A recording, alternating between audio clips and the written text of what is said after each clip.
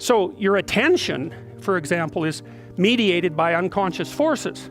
And you know that perfectly well. And this is another Freudian observation. You know, if you're sitting down to study, for example, your conscious intent is to study.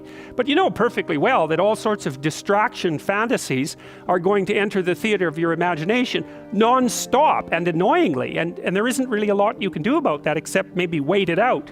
You know, so you'll be sitting there reading and your attention will flicker away. You'll think about, I don't know, maybe you want to watch Jane the Virgin on Netflix or something like that. Or maybe it's time to have a peanut butter sandwich, or you should get the dust bunnies out from underneath the bed, or it's time to go outside and have a cigarette, or maybe it's time for a cup of coffee. Or it's like all these subsystems in you that would like something aren't very happy just to sit there while you read this thing that you're actually bored by. And so they pop up and try to take control of your perceptions and your actions non-stop. Maybe you think, well, this is a stupid course anyways. Why do I have to read this damn paper? And what am I doing in university? And what's the point of life? It's like you can really get going if you're trying to avoid doing your homework. And then you might think, well, what is it in you that's trying to avoid? Because after all, you took the damn course and you told yourself to sit down. Why don't you listen? Well, because you're a mess. That's basically why. You haven't got control over yourself at all. And no more than I have control over this laptop. Okay, so there's the memory function of the unconscious, and there's the dissolutive function. That's an interesting one. The unconscious contains habits, once voluntary, now automatized, and dissociated elements of the personality, which may lead a parasitic existence. That's an interesting one. I would relate that more to procedural memory.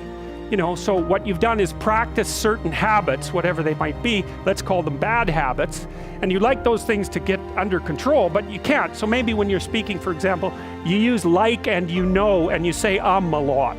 And you've practiced that, so you're really good at it, and you'd like to stop it, but you don't get to, because you've built that little machine right into your being, right? It's neurologically wired, and it's not under conscious control, and anything you practice becomes that.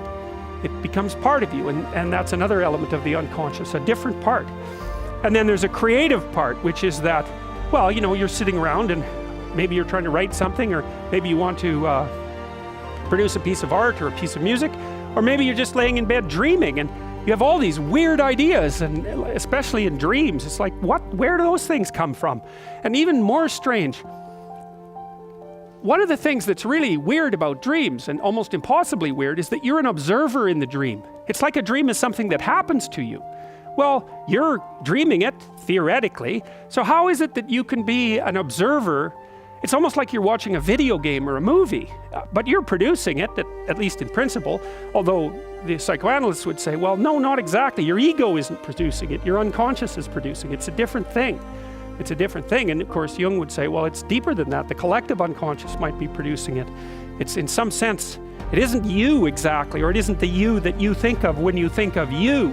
And that's the ego from the Freudian perspective, the you that you identify with. That's the ego.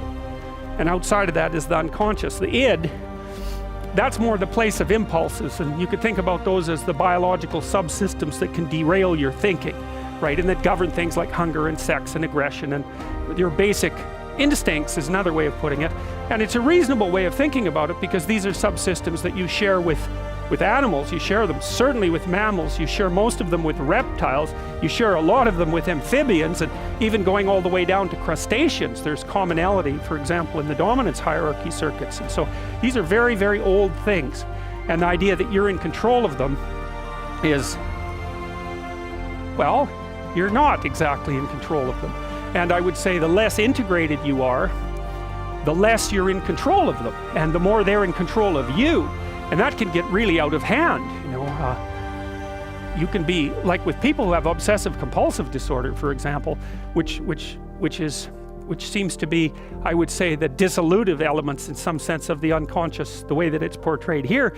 Poor people with obsessive compulsive disorder, they can spend half their time doing things that they can't really control, and they have very strong impulses to do them, and it's very hard on them to block them. You know, they'll almost panic if those things are blocked. And then you have people with Tourette's syndrome, you know, that they'll be doing all sorts of weird dances and spouting off obscenities, and and imitating people without being able to control it, and sometimes a little bit of antipsychotic medication can dampen that down, but it's as if there are these autonomous semi-spirits inside of them that grip control over their behavior and make them do things. And you know, you find that to some degree in your own life, because maybe you've become very attracted to someone, even maybe you don't want to be attracted to the person, and then you find yourself, you know, texting them when you know perfectly well that you should be going to bed, and you know, you're in a grip of something, and you can't control it, and that's all part of the unconscious and all part of what Freud was studying.